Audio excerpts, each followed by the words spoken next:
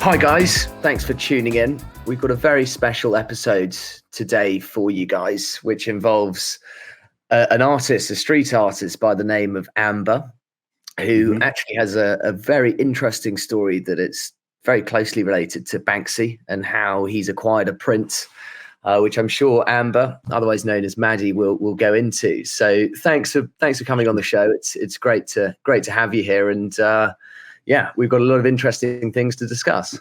Yes, Jasper, thank you, sir. Although, to a certain degree, and we'll probably get into this a bit later on, you introduced me as a street artist. I prefer the term graffiti writer. Even though I do art on the streets, so technically a street artist, but there is a street art movement and there's a graffiti movement, and they're separate movements. I think, and I'm sorry to confuse that right off the bat, because I know that's something we're going to discuss slightly later. It's all good, yeah. It's an interesting distinction to eventually make, I think, with between the two, because they are different. They are different. They got different histories and different unwritten rules, as it were. Which I'm sure we'll get into. But the reason why we're talking today is, yes, I acquired a gift of sorts from Banksy's team because of my contribution to. I've now been in 3 of his books. Kind of sideways, you know what I mean? It wasn't like I'll explain the whole story from the beginning, shall I? Well, why don't you do that? Because it's a fascinating story. So straight from the top, I think. Okay, so it begins now. We're going back 23 years ago or so. So early 2000s.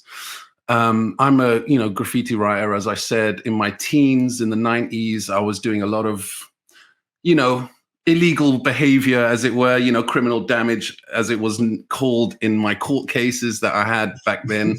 I was running around painting on the streets and obviously not doing anything harmful to anyone, just to like public properties and stuff, writing my name, graffiti, how graffiti happens, and I was in my teenage years when I was really active at that time. Now, I was then caught and I was going to court, and the court case, because I had 6 counts of criminal damage against me, I had to go to court for each individual offense. So the whole court case was going on for a year or so, a year and a half. So during that time, I was being obviously extra cautious. I didn't want to get caught again. But it's quite addictive when you do graffiti. When you're doing it a lot, it's hard to just kind of stop cold turkey, So I was still doing bits and bobs here and there. But then a friend of mine called me who worked down in Edgware Road, where Marylebone Road and Edgware Road cross next to the station. And he told me, hey, Maddie, there's a sign on the side of this wall saying that it's a designated graffiti area. And so, like a legal place where you can write your name and, not be bothered by the law or whatnot. Yeah. And so, but when he told me the positioning of where the sign was, immediately I thought it was a bit dodgy. I thought, I don't know. I would have heard about this if this was real, Yeah. But again, I didn't know any better. So I got some paint together and I thought, okay, this will be a nice spot to paint. I won't get any legal troubles. It'll just be an easy spot. And it's quite a nice location, like I said, on Marylebone Road, a lot of traffic through there. Yeah, a lot of people viewing it. And exactly. So I thought, hey, it'd be a nice spot to paint. So we turn up there the next day. And again, this sign was stenciled on the wall. Designated graffiti area. Please pick up your litter behind you by reference of the area code. Council code 134. I can't remember the exact number, but you know what I mean? It kind of looked official, had a little crest on it and everything. Yeah. But it was stenciled, on the wall, which raised alarm bells for me. And again, let me reiterate, this was early 2000s, so Banksy wasn't famous. I hadn't heard of the guy, you know what I mean? So it wasn't a thing back then, Yeah. So I'm just looking at the sign, trying to work out, and a couple of kids had painted on this wall already, I could see, but nothing too good or anything like that. So I'm looking at the sign going, I don't know, this seems a bit dodgy. So I call up the local council number and I read off this code that was at the bottom of it. And they didn't have a clue. They they just said, we have no idea what you're talking about. So again, you know, my spidey senses are tingling. I'm going, nah, this doesn't look too legit. But funnily enough, directly opposite this wall is one of London's biggest police stations, Paddington Police Station. So I thought, okay, let me pop in there and double check. Again, I'm going to court for criminal damage. That's why I'm taking all these extra steps. Trying to be super careful. I don't want to mess with my court case, you know, because I'm pleading not guilty as well. That's it. I forgot to mention that in my court case. I see. Yeah. Even though I was humongously guilty for everything, but it's very difficult for them to convict you unless you admit to it, or if they catch you red-handed. Yeah. Everything else. Yeah. Everything else is circumstantial evidence. So I was just saying no comment and not guilty to my court case, hence why it was being dragged out for so long.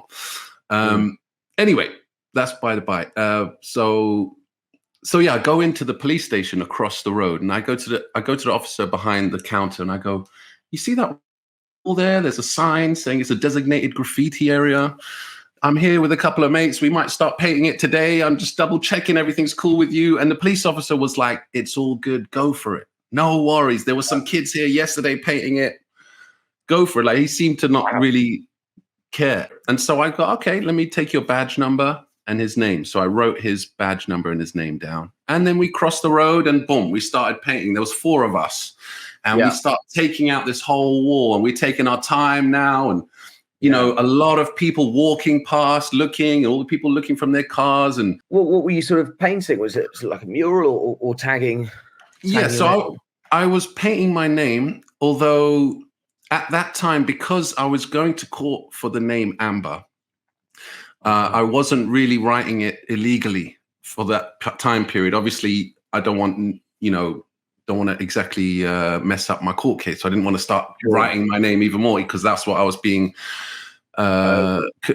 tried for. So I was writing another name. But on that day, because it was a supposedly legal wall, I thought it would be okay to paint my name. So I did an AMBS, AMBS. I do different iterations of the word AMBA. Sometimes I just write AMB, AMB, AMBA, AMBER, AMBS, AMBZ. Like you can play around with it. The word, you know, that's kind of how we do it in Graph. So I did an AMBS. I was with my mate Hayes and my other friend Zeal and my other friend who writes Gasp. And so 4 of us were taking, writing our names, traditional graffiti. I did a character, and then just a standard graffiti stuff, and we did pieces which were colorful ones, not like black and white ones. Just, we're adding color to it, taking our time. Like I said, it's supposed to be a legal wall. Well. Yeah, exactly. And, and police are driving past and we're waving to them. It seems all good. All is well. And now, nearing the end, so we're there for about a good 3 hours, coming up to 4 hours, and we're starting to put the finishing touches on our pieces. And my character had kind of now covered a little bit of the stencil, the designated graffiti area stencil, because it was slap bang in the middle of the wall. So obviously we didn't paint around it, we kind of covered it slightly. And that's when the station master from Edgware Road Station came out of the station, and the office block to the right of the wall, they were all looking out of the window the whole time. And then one of them came out. It was like weird timing. They both arrived at the same time. And then the station master came up to me and said, hey, you're not allowed to do this. This wall belongs to London Underground. This wall belongs to the train station and all this stuff. And the gentleman who just came out of the office, he overheard him and said, no, hold on. That wall belongs to our office block. So then those two, they start arguing now about whose wall this belongs to and why are we painting on it? And, we're not allowed to paint on it. And I'd already covered the sign, like I said, so I couldn't even point to the sign and say what happened. Yeah. So I'm just like, all right, let's hurry up, lads. So I tell all the lads, let's get the hell out of here. And then next thing I know, 3 undercover policemen grab us and hold us up against the wall. So obviously one of these guys must have called some sort of police. I don't know what. And so immediately, obviously, I pull out the piece of paper where I'd written down the policeman's name and badge number. I told them, look, this guy said it was cool. I went in there earlier. If anyone's to blame, it's him. Yeah, good move. Yeah. And so they go off, they make a few phone calls. They read us our rights and they take down all our details. And obviously I'm like now in my head thinking, oh my God, if this catches up with me on the court case, then my no comment, not guilty thing is going to look really bad now because I'm here painting and I'm doing the word AMBA. It's just like, so all this is going through my head. And so I'm really kind of a bit worried and a bit pissed off. But anyway, they go off and then they come back and they say, okay, we're going to let you go, but you're going to hear from us within 2 weeks. That's what the police said. And I'm like, okay, whatever. So we pack up and we leave. Yeah. Now, 2 weeks go by. I'm waiting to hear from them, but nothing comes of it. Yeah. Okay. A month goes by. I don't hear nothing. 6 months go by now, and I've forgotten about it. You know, I'm moving. I've moved on. Yeah, exactly. Exactly. Anyway, so now I've forgotten about it. It goes on about a year later, maybe a couple years later. My same friend, Hayes, who told me about the original wall, he called me again and said, have you heard of a guy called Banksy? And I was like, who? And he said, and he's got this little book that's come out. It's called Existentialism. Sorry, it's hard to pronounce, but it's a little one. It was one. It is. It was one of his first books. It was a little paperback book about this big that he was, I don't know, maybe giving out in Bristol or something. Like it was just a small little book that he was putting out, and our pieces were in there, and the whole designated graffiti wall, like stencil that he was doing. I think he did about 20 of them around London, and obviously the philosophy behind it, which he was explaining, was how in London, you know, people blindly follow signs, you know, and people do tend to do that. It is very true, but I kind of felt, but I felt a little bit insulted because I didn't blindly follow it. I like, you know, I chased up on it and I was like trying to work out if it was code and you know what I mean? Yeah, exactly. And also, it also hit me that this was a sort of prank sort of thing done by this guy Banksy. And obviously with my whole stresses with the whole court case, like they were threatening me in the court for like a prison for 3 years in prison. That was like the top sentence they were going for. And this really could have put a spanner in the works, me falling for this prank. And so I was kind of pissed off, to be honest. I was a bit miffed about this whole Banksy guy playing tricks on me, you know? So on the back of this book, this existentialism book, there was the website, www.banksy.com, I think it was, or .co.uk. I can't remember if it's still the same one. I mean, God knows. Yeah. And so I go on the website, I start researching this guy, and at the end there was a contact of the website. So I sent like a halfway angry email, not a fully angry email, because again, like I said, nothing did come of it, but it could have potentially. Yeah, the risks were there. It was pretty high risk. Yeah, it was just, and it was like just annoying, you know, it was like, you know, extra stress that I just didn't need at that time. So I wrote a little like kind of email saying like, you know, you should be careful when you do pranks like that. You could end up getting someone literally in jail.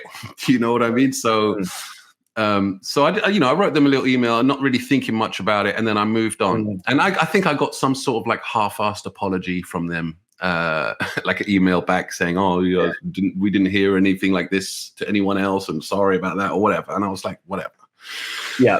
Now fast forward a couple more years, I think it was 2003 or 4, maybe later, where Banksy, he started really now making a big name for himself. Now he's like, it was like the whole street art movement with him, and there was a couple of figureheads that were really pushing that movement at that time, and he was getting a lot of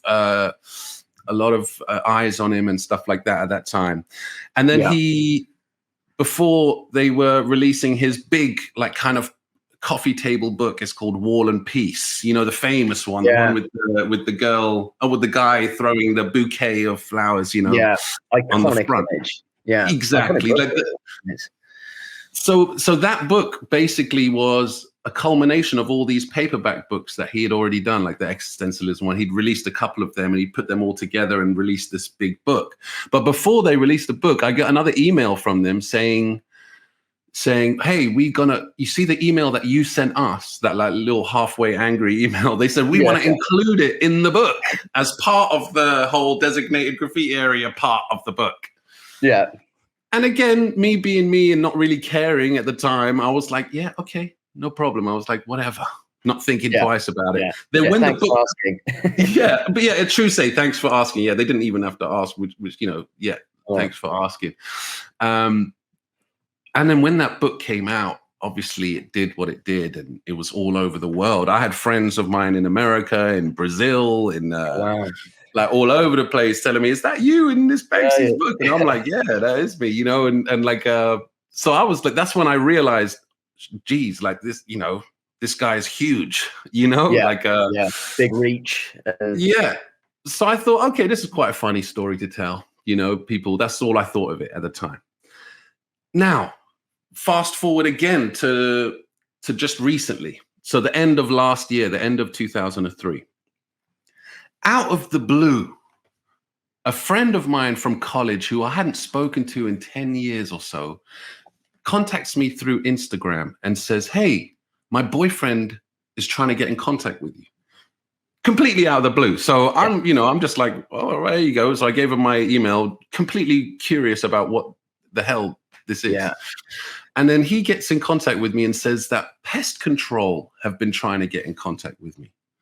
And I'm obviously Pest Control are Banksy's company, you know what I mean, that deal with all his stuff. And I'm thinking to myself, what is going on here? I'm not, like, my mind doesn't immediately go to the story I just told you guys. Like I said, this is 20 years ago now, Yeah. And I do a podcast myself. It's called Arms House to Your Mum's House. It's a small little podcast I do with my mate, and we talk about graffiti and stuff like that on my podcast. Yeah. So for some silly reason, it's tiny, my podcast. It's nothing big. Okay. I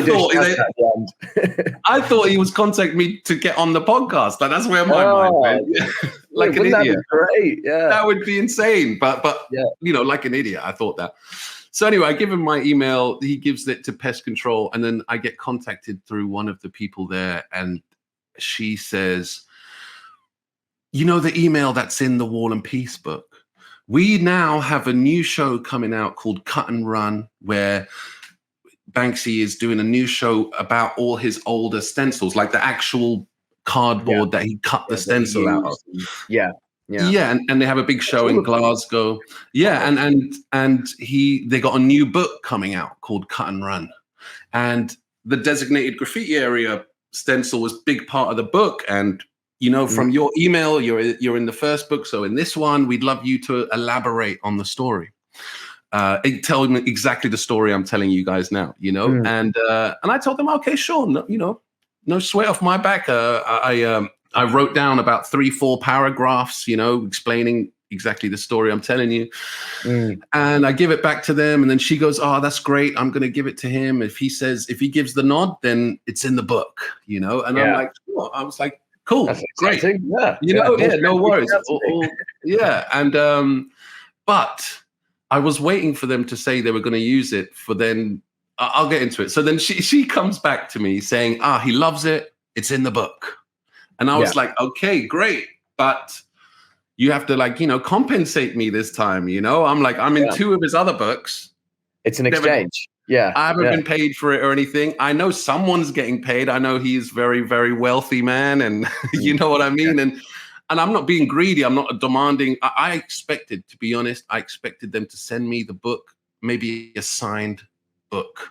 That was like the peak of what I was expecting from them. Maybe a couple $100 if they were going to throw me some money, whatever. But I just kind of more of a symbolic thing. I know my worth. I'm part of this book. Someone's getting paid. I thought I should get some. Anyway, whatever. Very reasonable as well. But then she's like, no, it's a non-for-profit book, and no one else is getting paid and all this stuff. And so I'm like, okay, maybe you could plug my podcast in there at least. Maybe you'll get a few more eyes, people interested in graffiti and stuff. Maybe they'll come over to the podcast and check it out. Maybe I'll get something like that out of it, some free advertising. And then she comes back saying, no, but there's not, it doesn't fit the design of the book, and no one else is plugging anything. And I was like, come on, man, you gotta hook me up, man. I just gave you, I'm in the book, you know what I mean? In 3 of his books. And she goes, okay, let me come back to you. And then a couple of days later, she comes back and she goes, you know what? Give me your address and I'll send you a gift. That's always great when they say that. Yeah. And again, like I said, I thought maybe they're going to send me the book, maybe a signed book, but that's as far as my mind went. And a couple of days later, next thing I know, I've got this huge Banksy print come through the post, signed print, and on the bottom left corner, he wrote AMBA with a little peace sign on it. On the bottom left corner, which made it even more unique, you know? Yeah. And it's called, and it's the rat race one, the stop sign with the rat running through it, like as if it's a hamster, you know? Taken from the Cut and Run in Glasgow, that exhibition. Yeah. Exactly. Although I was doing then I started rushing about doing research on it, trying to find it, because I've never, I don't buy and sell art, you know what I mean? I've painted canvases and I've done artwork, obviously, myself. I've done more graphic style works. But anyway, this whole, I knew it was worth money, you know what I mean? Like I knew that much, but other than that, book, you know, you've done really well. And it was, I knew it was worth more than I was expecting at all, you know what I mean? Within the story. And like kind of, and looking at the AMBA that he wrote with the peace sign, I kind of felt, and chatting to a couple of friends of mine when I told them about this, they kind of said that it seemed like maybe a little bit of a, maybe not an apology, but like kind of having put me through that stress 20 years ago when I was going through the court case and all that stuff. Yeah. I thought maybe that was his way of kind of just saying, oh yeah, sorry about that kind of thing, you know? Sorry, you've got this wonderful thing now. No, it's taking the time to personalize it to you as well and to sign it on an unpublished print as well. Man, you know, really special that. It was incredible, man. Like incredible gift. And to be honest, I was blown away. Yeah, it was really cool. But then again, if I'm being, I mean, obviously I don't mean to be rude or anything. I'm just being honest. Yeah. Kind of, we had a little chat about this the other day when we were speaking on the phone, Jasper. Like, kind of, there's a little bit of a rift between the graffiti art movement and the street art movement. You know, now I appreciate all art. You know, I appreciate all art. I appreciate, but there is some art that I like and some art that I don't like, and you know, just down to my taste. I've never been a huge Banksy fan, to be honest, of his artwork. I like some of the messaging of his work, but his. Sorry, yes. I was just going to say, because this is a great thing to get into, which is like from my side, we hold Banksy in really high regard in the art market. So from a sort of collector's point of view and a market point of view, he's seen as this sort of witty, mysterious, clever, you know, politically savvy, always sort of up to date, a bit of a national treasure in a way. And that's sort of the way we see him, and very successful financially and also in what he produces. Very popular, one of the, you know, the most important artists, living artists, arguably. Yeah. But there's the other perspective, which I think you can really sort of add to, AMBA, is the sort of the insider perspective. Yeah. Well, it's not, it's more like, because obviously Banksy comes from that world. He comes from the traditional graffiti world. In the 90s, he's done, and when I say traditional graffiti, I mean this type of stuff you see when you look out the window when you're on the train. You know, people writing their names, you know, with shadow on it. You see stars. Like, it's more letter-based stuff. Obviously, you can introduce characters into it, but that's what I mean by traditional graffiti. The stuff that came over from New York from the 70s, they were painting the trains, you know, from that movement.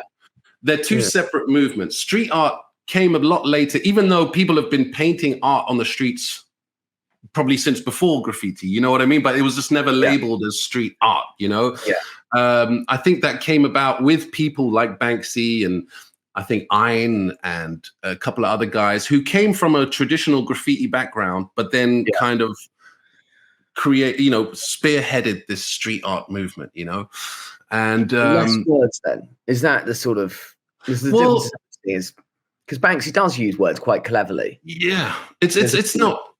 I would say it's the main difference is in the historical context of it and the unwritten rules around it.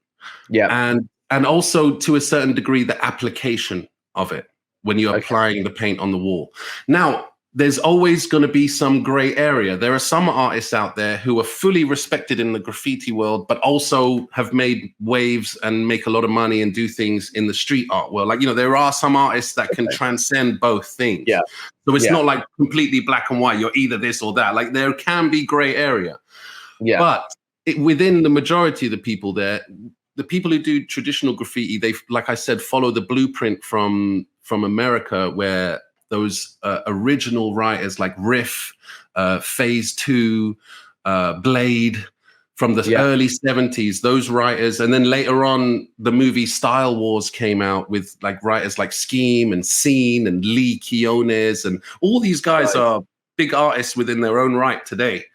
But they spearheaded the traditional graffiti movement, painting on the trains in New York. And these movies and books like Spray Can Art, when they came over to Europe, they directly influenced the graffiti movement here in Europe, and like I said, there were unwritten rules to a certain degree about getting up. Yeah, that's a terminology in graffiti. Yeah. When you're getting up, that means going out and writing your name in as many places as possible, so it's seen by as many people as possible. And that's called getting up. Is there the idea that if you paint a train, there's huge amounts of risk involved? Oh yeah, of course. And is there this sort of your unwritten, like, that's really good graffiti? Okay, wow, you got a tag in a really dangerous place, because when you're sort of going around London, I often think, how on earth have they done that? To be sort of in the middle of a bridge with a sort of 40-foot drop, and you're like, that is unbelievable. Yeah, it's insane. It's insane. It sort of adds a bit of value. Yeah, it's insane what some people are willing to do. I was never one of those daredevil type of writers, But the painting on a train is seen as the elite spot because it's very hard to do. It's difficult. You risk a lot, whether it's yourself physically, trying to do it, but also with the law, they clamp down the hardest on the people that cause the most damage on the trains. They usually clamp down on those graffiti writers a lot more because of the damage. Is it catch there? Or well, it's not easier. Well, it depends. That's the thing. Some of these graffiti writers who do the trains, they're like regimental soldiers. Like these guys, they reduce the risk factor as much as possible. They go on recon. They, like operatives, and I mean, I don't want to reveal too many of the secrets, but some of them have keys. They have, timetable access to timetables of people's work. Like it goes deep. It goes deep for these guys. Yeah. And but now I was differentiating between the two. So graffiti has this specific history, and when I say there's unwritten rules, because graffiti is about breaking rules ultimately. So it's not about applying more rules, but it's illegal in its format. It is illegal. I mean, by the law as well. I mean, the law comes down exceptionally harsh on graffiti writers, as your story sort of touched on as well.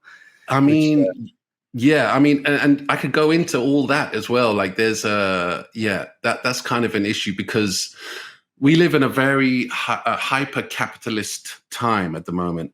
And it seems if you cause damage to a building or property, they clamp down harder on you than if you cause damage to a person. But don't get me wrong, it being illegal is what kind of makes it fun, to be honest. I wouldn't want it to be legalized, for example. I see.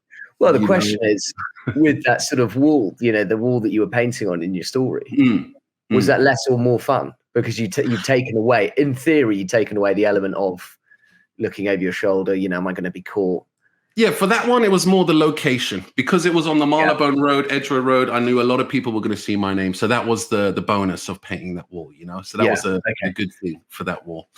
But I paint a lot of legal walls now. There's luckily here in London, we have a few designated spots where you're allowed to paint. So, I go there, paint a lot. Again, it's now I don't do the illegal stuff anymore. So I tend to push into the more of a style thing, you know what I mean? And I just enjoy it's like therapy to me. When I paint, you get rid of all the background noise, exactly, in your head, and you kind of laser focus on what you're doing, and it kind of helps me just relax a little bit, So no, it's good. And And to go back to sort of Banksy, because I know we sort of deviate a little bit. Yeah, I can ramble, by the way, just I can ramble. You can't cut me off. It's completely fine because it's so interesting to hear about sort of graffiti and, you know, sort of what's good graffiti, what's bad graffiti, where you do it, and the buzz you get, etc. But Banksy, do you think in a way he's helped you guys? And I'm terming that for sort of graffiti making it's sort of become into sort of pop culture in a way, and it's become more acceptable as Banksy's got bigger and people sort of collect his artworks. He's become an artist, part of the establishment, which he, you know, famously mocks when he was sort of coming up. But I don't think you sort of get away from that, because naturally with success becomes fame, and with that money, he's been very successful financially. But is there an element that he's helped make it sort of more widely acceptable? I mean, he has, without a doubt. I remember even a time where every single bit of press that was about graffiti was negative. When it was in the newspapers, whatever, it was about vandals, it was about criminal damage, it was about this, and this, unless they were talking about Banksy. Then they were talking about, oh, look at this. But it's basically applying paint onto a wall illegally. That's what Banksy's doing, and that's what graffiti artists do. But somehow Banksy was art and was cool and should be protected and makes the area better. And well, that's the thing, isn't it? And then a 15-year-old writing his name, ultimately saying, hey, look at me, I'm here. And now he needs to go to prison, he needs to pay a fine, he needs to, you know, whatever, you know. So there was some hypocrisy there to a certain degree, but it was artists like Banksy who, like, definitely made it more appealing, more, you know, a bit nicer for your average Joe to accept, you know what I mean? And kind of, he kept the mystique around it, because obviously he hasn't revealed who he is and all that stuff, similar with graffiti writers, because of the illegal aspect of it, you know? Obviously it's worked in Banksy's favor, staying mysterious, because this mystique adds to the charm of his work as well, to a degree. And people I think it won't say, and people who don't, you know, everyone wants to know, and then you know, and then you don't want to say. And it makes it more interesting, and also, you know, you can't kind of put the, like, oh, look, he's just being narcissistic, or he's just, you know, loves himself or whatever. But, like, you know, he's not revealing himself at all, kind of, which adds to his message, I think helps his message, you know. But in graffiti writers, we don't reveal who we are because of the illegal aspect of it. You don't want to get caught, you know what I mean? Or else you get in trouble. And his political messages, I mean, his work sort of in Ukraine.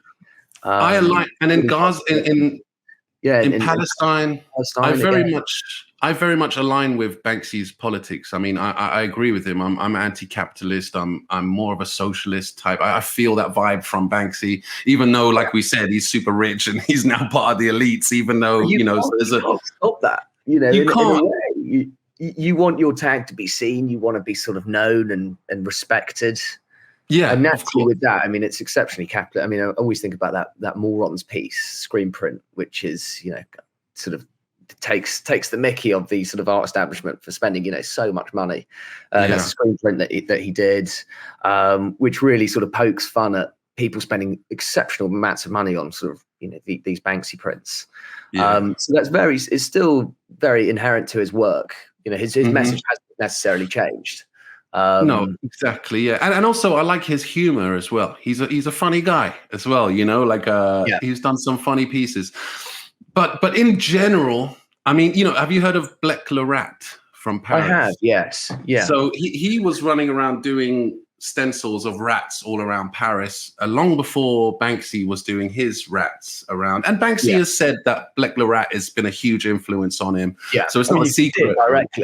Directly a stencil format, and, you know, the top rats so important to Banksy's work. Like, I'm a huge fan of Black Lorat, you know what I mean? And some of the stuff he's done. And when Banksy started blowing up, again, because of my connection with him, this loose connection through this whole thing and being in his books, I've always kind of had an eye on him. And when I see things about him in the newspaper and stuff, but when it, like, his actual art itself, you know, I've never been super blown away by it. And, you know, again, it's fine. It's cool. It's just personal taste. Personal. What it boils down to, you know?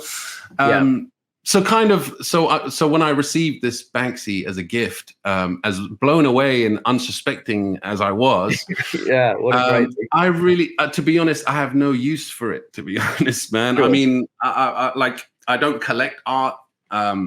Yeah. I don't have, like, it's quite a big piece. I don't really even have anywhere I could hang it up. And I kind of, ever since I've received it, because I found out how much it's worth and all these things, I'm kind of on tenterhooks now. Yeah, that I don't want anything to happen to it. Like, It's a big thing. That it's you stressful, man. Artwork, also insurances as well. Exactly, it costs money to keep it. Yeah, and it's just been, like, obviously a good stress. Obviously, I'd rather have it than not have it. You know, I'm not complaining yet, but it is stressful having this thing in my house. I'm like just constantly worried something's going to happen on it. My cat might scratch on it or something. Anyway, I mean, I have put it somewhere safe, obviously, but you know, things can happen at the end of the day. I'm not I don't have the proper facilities for holding on to expensive bits of art. You know. Yeah. So that's why I've wanted to sell it. And also, I kind of, at the end of the day, the way I acquired it was asking for some sort of payment for my contribution. And then they gave me that gift. Because I also know it's a bit of a faux pas to, like, sell a gift, you know, like, you know, I wouldn't normally do something like that. But it's like when you get a bad Christmas gift and you ask for the receipt. Can I get exactly. But, you know, obviously it's got a pest control, and that means you can't sell it, you know, so because there's certain pieces which I know that have been gifted to Banksy's sort of close circle of friends, and they're sort of, I'm speaking to these people, and they're sort of, well, I don't really want to ask him, because, you know, the reason you get a pest control typically because you want to sell the work. Well, yeah, exactly, yeah. So it's one of those. I think like, Banksy's not an idiot. He knows what he's doing. He doesn't just hand these things out willy-nilly. Like, he understands what he's doing, and I kind of rate him for this. You know, he didn't have to do that. You know, at the end of the day, like I said, all I was expecting, maybe a signed book, maybe, you know, but not an artwork, like quite a rare one. You know, so I think he knows what he's doing. He's not, like, you know, he's quite calculated, I think. He's been around the block as well. And he knows. And he's been around. And there's some collectors out there that would seriously, I mean, it's such a unique piece with an absolutely wonderful story. I mean, it's a really unique work. Yeah, exactly. And also, you can tie it, because he wrote AMBA in the bottom left corner, and in 3 of his books, I'm as AMBA in 3 of his books. You know, I'm actually credited as AMBA in there, so you can link the work to the books. And yes, and I worked in an art gallery for about a year or so, a couple years ago, and we specialized in London, down on Portobello Road, and we specialized, you know, in street art and more graffiti style paintings or whatnot. But we did a whole bunch of stuff. And I remember when, you know, trying to sell art, it was always an easier sell when there was a nice story behind it for people to talk about. I was going to say, particularly with Banksy, because with other artists, provenance really adds a nice story. You know, bought it from the publisher, was sold through this gallery. All got the original receipts from the 70s with a lot of artworks. Whereas Banksy, it's like, does it have a pest control? Yes or no? Which is great. It makes my job a lot easier. But when you have something like your story, AMBA, where you've got, you know, the wall and piece, you can see the actual, you know, your graffiti in there, and, you know, people come and listen to this if they want the full story. You know, it really adds something, particularly when it's directly linked to the print, i.e. your name in the bottom left, which is amazing. You don't get that with Banksy very often. You really don't. So I found out, I mean, again, since I've acquired this thing, I've done, like, you know, tons of research and talking to people, because the whole art world, this world you're in, Jasper, it's difficult to get my head around it, man. I'm still trying to as well. I don't think I ever will. I bet.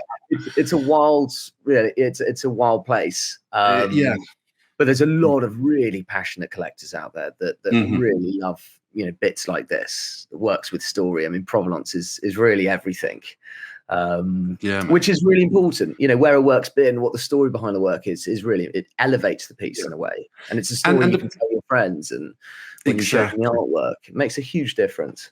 Yeah, and also conversation starter, because it's kind of, I'm deep in the more traditional graffiti world. Banksy is like the spearhead of the street art world, but then this is kind of like like I said, a peace offering of some sort, like the melting of the two. You know what I mean? Yeah. And it's like a handshake. yeah, a little handshake. It put you through a lot of stuff, you know, a lot of stress. So yeah, exactly. it seems fair. It seems only fair. And no doubt. yeah, I And mean, it's been awesome, Amber, speaking to you. And I'll just sort of finish off that we obviously sure. are selling your rat race.